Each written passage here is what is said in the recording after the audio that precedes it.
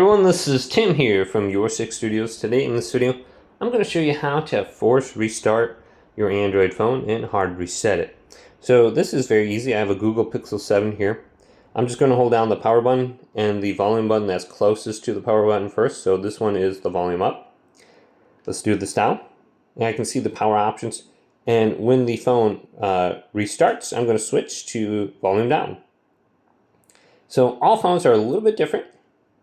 So I'm going to switch now, power button, volume down, and this should be bring me to the recovery screen.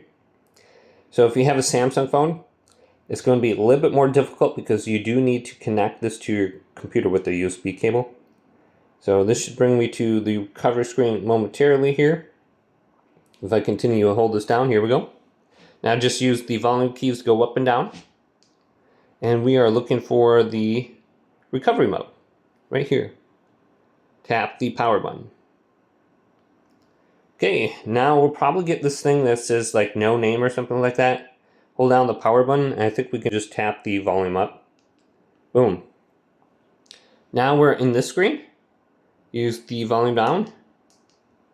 And go on over to where it says Wipe Data Factory Reset. Press the power button right here.